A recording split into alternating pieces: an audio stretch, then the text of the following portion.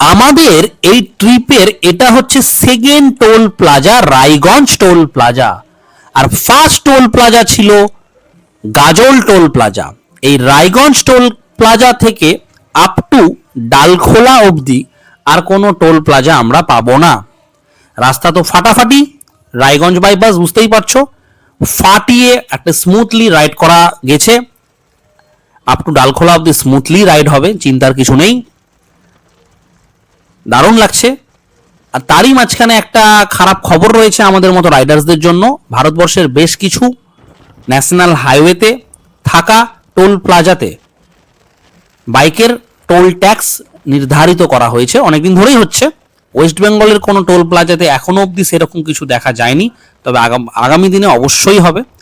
আমাদের মতো বাইকার্সদের, রাইডার্সদের toll tax দিতে হবে, মানে পকেট খসবে ভালোই, যা বুঝতে পারছি।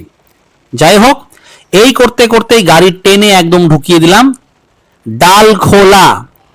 দেখতেই পাচ্ছ বোর্ডে লেখা আছে শিলিগুড়ি আর মাত্র 127 কিলোমিটার, আর ওই দূরে হচ্ছে ওটা ডালখোলা ব্রিজ। রাইট সাইড নেব আমি শিলিগুড়ির দিকে। কিষানগঞ্জ মাত্র 28 কিলোমিটার, আর বাঁদিকে চলে যাচ্ছে বিহারের পূর্ণিয়া।